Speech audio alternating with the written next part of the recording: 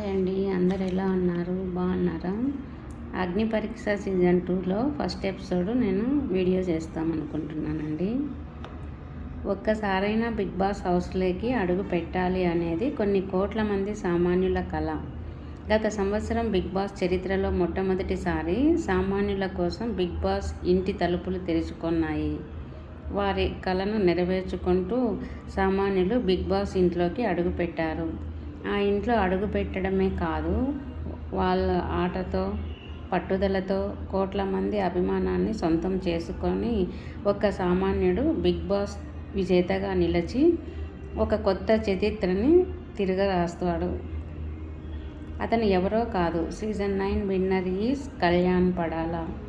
తమ జీవితాన్ని మార్చే ఆ ఒకే ఒక్క అవకాశాన్ని అందుకోవాలని కొన్ని లక్షల మంది ఈసారి బిగ్ బాస్ అగ్ని పరీక్షకి అప్లికేషన్ పంపించారు. అందులో కొంతమంది ఈరోజు ఈ అగ్ని పరీక్ష వేదిక వరకు రాబోతున్నారు. ఆరంభం అంచనాలను పెంచింది, కొనసాగింపు సంచలనం సృష్టిస్తోంది. ఆ సంచలనం పేరే బిగ్ బాస్ అగ్ని పరీక్ష సీజన్ 2 అని చెప్తూ శ్రీముఖి, జడ్జెస్ అయిన అభిజిత్, బిందు మాధవి, నవదీప్ ముగ్గురికి వెల్కమ్ చెప్పి ఎపిసోడ్ను స్టార్ట్ చేసింది. సీజన్ 1 ఇంత హిట్ అయిన తర్వాత సీజన్ 2 మీద మీకు ఎలాంటి ఎక్స్పెక్టేషన్స్ ఉంటాయో మాకు తెలుసు. ఆ ఎక్స్పెక్టేషన్స్కి ఏమాత్రం తగ్గకుండా సీజన్ 1 కన్నా సీజన్ 2 బెస్ట్గా ఉండబోతోంది అని శ్రీముఖి చెప్తూ ఫస్ట్ కంటెంట్ని పిలుస్తుంది. ఫస్ట్ వచ్చింది ఎవరంటే ఆమె పేరు శాలిని. ఆమె కరీంనగర్ నుంచి వచ్చింది. ఆమె ఏంటి అని జడ్జెస్కి చెప్పింది. జడ్జెస్ అయితే చాలా క్వశ్చన్సే వేశారు. ఆమె అన్నీ చెప్పుకుంటూ పోయింది. ఆమెను క్వశ్చన్స్ అడుగుతూ మధ్యలో ఫోన్ టాపిక్ వస్తుంది. అప్పుడు నవదీప్ ఆమె ఫోన్ తీసుకొని కింద పెట్టి ఫోన్ని పగలగొట్టమంటే శాలిని ఫోన్ పైన కొడుతుంది, కానీ సరిగా కొట్టలేదు. వెంటనే శ్రీముఖి వచ్చి ఆ ఫోన్ని పార్ట్స్గా పగలగొడుతుంది. అది చూసి 2 నెలలే అయింది అంటూ నవ్వుకుంటూ పర్వాలేదు అంటూ బాధగానే కొంచెం ఆమెదే అనుకొని అలా చెప్తుంది. కానీ అక్కడ బ్రేక్ చేసిన ఫోన్ శాలినిది కాదు. ఆమె ఫోన్ భద్రంగా అక్కడే పెట్టారు. శాలిని చేత జడ్జెస్ షూస్ క్లీన్ చేస్తాను అని చెప్పి ఆమె షూ క్లీన్ చేస్తూ ఒక షూ వాటర్లో ముంచి క్లీన్ చేస్తూ ఉంటుంది. అప్పుడు నవదీప్ చెప్తాడు, నువ్వు షూ పాలిష్ చేస్తూ ఆలోచించుకుంటూ ఉండు, ఇక్కడే మాట్లాడద్దు అని చెప్తాడు. ఈలోపు మేము వేరే కంటెంట్ని పిలుస్తాము, అతనితో మాట్లాడుతూ ఉంటాము, నీకు అయిపోయిన తర్వాత అని చెప్పి సెకండ్ కంటెంట్ని పిలుస్తారు.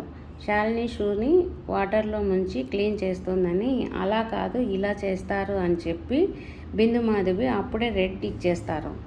ఆ తర్వాత నెక్స్ట్ కంటెంట్ని శ్రీముఖి పిలుస్తుంది. అతని పేరు అభిశాంగర్ అని చెప్తాడు. అతడు ఏంటి అనేది జడ్జెస్కి పరిచయం చేసుకుంటాడు. శాలినికి ఎన్ని మార్క్స్ ఇస్తావు అని శ్రీముఖి అతన్ని అడుగుతుంది. 10/7 అని చెప్తాడు. ఎందుకు అనేది కూడా చెప్తాడు. అట్లే శ్రీముఖి శాలినిని కూడా అడుగుతుంది. శాలిని చెప్తుంది 5.5 అని చెప్తుంది.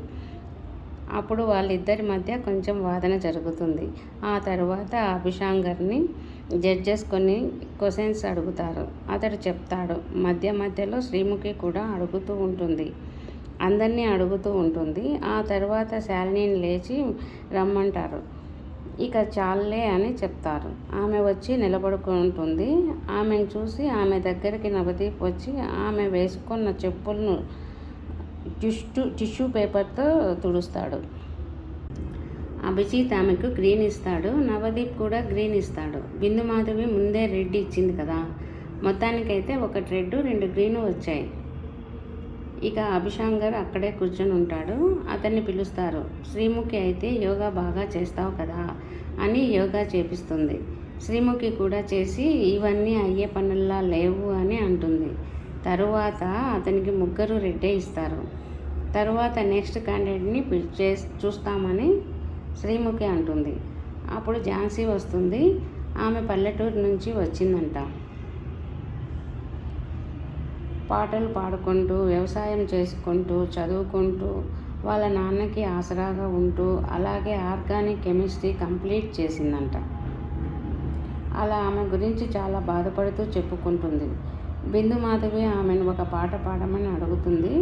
ఆమె పాట అయితే చాలా చాలా బాగా పాడుతుంది. ఆ పాట విని శ్రీముఖి మట్టిలో మాణిక్యం అని పొగుడుతుంది. శ్రీముఖికి ఝాన్సీకి మధ్య ఒక టాస్క్ లాంటిది జరుగుతుంది. శ్రీముఖి ఆమె డ్యాన్స్ గురించి అడుగుతుంది. నాకు డ్యాన్స్ సరిగా రాదక్క అని ఝాన్సీ చెప్తుంది. అయితే బిగ్ బాస్ హౌస్లో పొద్దున్నే డ్యాన్స్ పెడతారు కదా, మరి చేస్తావా అని అడుగుతుంది.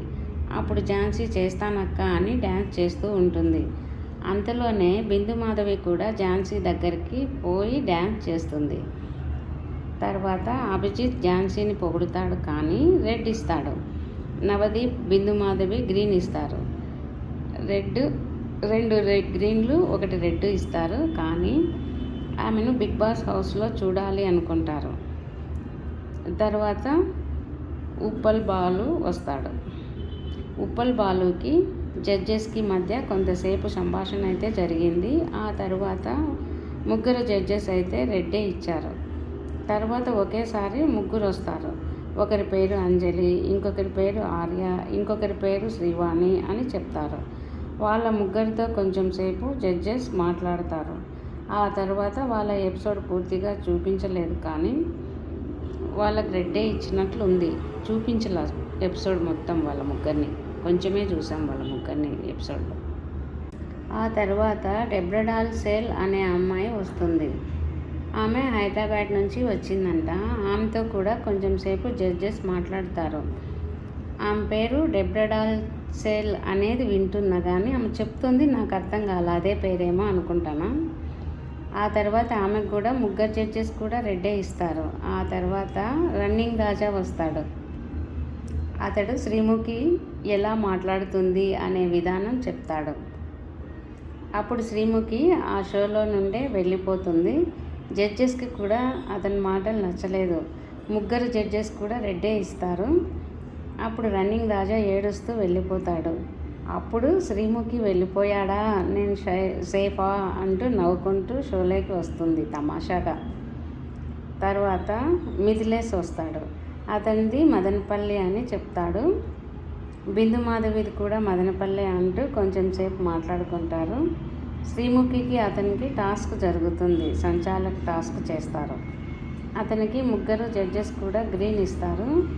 అభిజిత్ అయితే కూర్చున్న కుర్చీలో నుంచి లేచి నిలబడి చైరెక్కి నిలబడి మరీ గ్రీన్ ఇస్తాడు. ఇంతటితో ఈ ఎపిసోడ్ అయిపోతుంది. బాయ్ అండి.